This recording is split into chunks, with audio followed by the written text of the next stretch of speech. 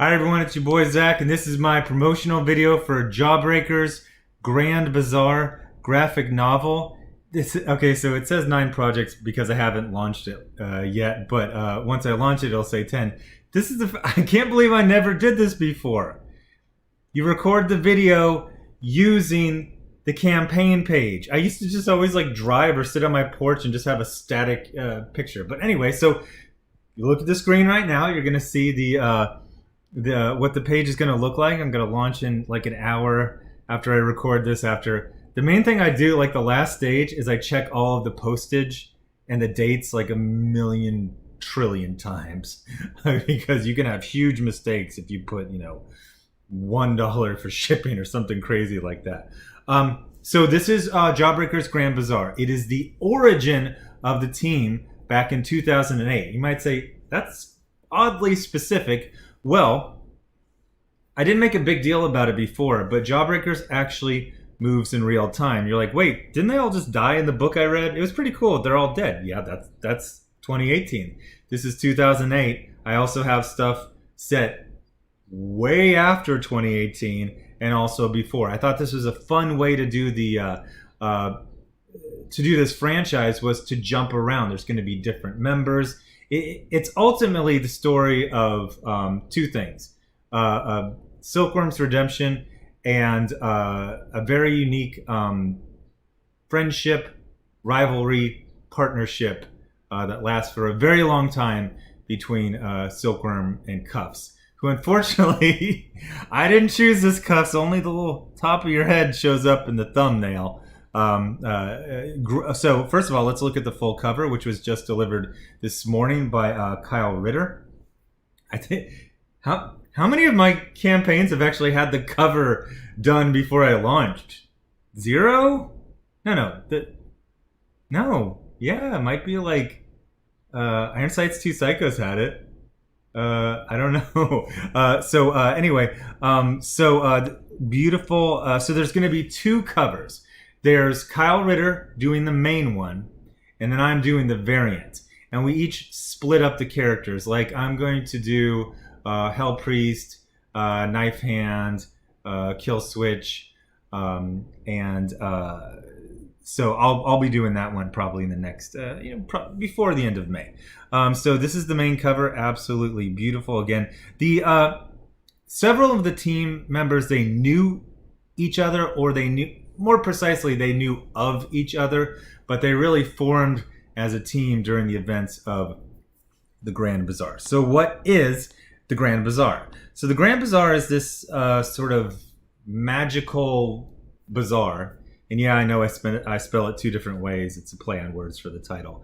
That kind of pops up in different places around the world every 6 decades, 6 years, and 6 months. So it's a place where, as I describe here, anything can be found, haggled over, traded, or bartered. There's only one rule: you cannot use currency or credit to acquire that which you desire. Nothing has a cost, but everything has a price. So this is the main antagonist in there. I'm not going to ruin it. Very, very mysterious, and a lot of the things in Lost Souls and God King, where people said, I'm a little confused about X, Y, and Z. I didn't really over-explain it because this character is very, very crucial to the JAWBREAKERS universe, essentially, not just to the JAWBREAKERS themselves. So this is a little peek at the Grand Bazaar. The Grand Bazaar is, it was inspired by what was it called? The Goblin Market in Hellboy 2, The Golden Army. I love that scene so much. It's also inspired by actual bazaars that I saw mainly in Afghanistan. We would actually have some on Kandahar, I think every week. And the things, you say, oh, bazaar, it's like a swap meet. Bruh. There's shit there that is magical. Back then, Smallville, would be, they would sell the DVD sets, but they were also showing new episodes back home. They would have the newest episode burned onto a DVD sometimes you'd be like, I'm pretty sure this just came out like 4 hours ago in America. They would, I mean, everything. Throwing. The funny thing about the bazaar is, it was on the base. So obviously, everyone on the base was allowed to go there. But the amount of things that you could actually take home was a lot smaller than you could buy anything. But what the what was it, the U.S. Navy security police would let you ultimately take home, or the Air Force, when you would go through, where was it? I forget the name of the base in Kyrgyzstan, and then there's sometimes you go out through Kuwait if you're going on leave. But yeah, so the most amazing thing. So I was kind of always fascinated with bazaars. You can see just the absolute insanity of what happens, and so it says the men who eventually form the Jawbreakers each find themselves in the Grand Bazaar for different reasons, but they end up banding together for survival. So it's a great shot of Devil Dog here by Aaron Alfici. This one I just love. This is a very, very crucial scene. It's actually Cuffs and Silkworm depowered, basically forced to fight each other to the death, and this is probably one of the most crucial moments in the entire franchise. So merch, this is very exciting. I have merch for the first time ever. So we got the Devil Dog cloth mask.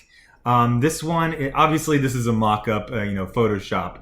I'm going to be getting the actual cloth mask in the mail fairly soon. And then I'll try it on and we'll adjust, the placement. Obviously, the average person would wear it a little higher. The idea is that it's supposed to fit around, where the average person's jaw. So it'll look pretty cool. And it doesn't have like jawbreakers on the side or the back to kind of like ruin it. When you're a kid, you get the Spider-Man costume, but then it says Spider-Man right on the chest and has a picture of Spider-Man and you look like an asshole. No, it's like, people might not know, obviously Devil Dog is not exactly Captain America, but it's just going to be a cool mask for the winter time, and anytime you feel like wearing a mask out in public, which is more often than not, then this is also cool. So the Jawbreakers are obviously a paramilitary organization. That means they're like military, but enlist, mercenary bands or paramilitary, things like that. So they wear dog tags. So what better character to start with than Devil Dog tags? So you might say, okay, so fine, whatever. Well, you got a whole team, 5 main members, and then you have other people like Kill Switch, and then you're gonna have people come and go. So on each subsequent Jawbreakers Indiegogo campaign, there will be a different set, and this was very fun for me to like do research. Like in America, your social security number is based on the state and the year. So I don't know, maybe you don't care, but this is really cool to me because I know where they, where the Jawbreakers are from. So I do the state that, Devil Dog grew up in. And if you're from that state, you can probably recognize the, so then this is well into production. 30 pages have been drawn. 18 pages have been colored. The main cover is complete. Very, very exciting. So here's some of the black and white yet to be colored art by Aaron Alfici. So we've got a team of basically people who have been on previous Jawbreakers books before. There's nothing wrong with people who aren't on this project. They're just busy with other things. There's no shade being thrown here. So it's me writing, Aaron Alfici drawing, Color Channel coloring, Sashi Perdigao is doing the pinup. The pinup is going to be about a new character. Her name is Valverde. She's kind of like a Boba Fett style character in the Jawbreakers universe. Main cover by Kyle Ritter, and the variant will be by me. And then here's another awesome. This is a very, very like Ethan Hunt style image. So let me go back up to the perks. So you got the book plus pinup. That's the featured one. That when you say featured, it goes to the top, because if you do something lower priced, it would stack it differently. So then there's a variant. That one's going to be by me, plus the pinup. God King. I actually have extras. I actually have a good deal of extras. So anyone who missed out on God King, we got more than enough. So it'll be the God King plus the pinup that it came up with.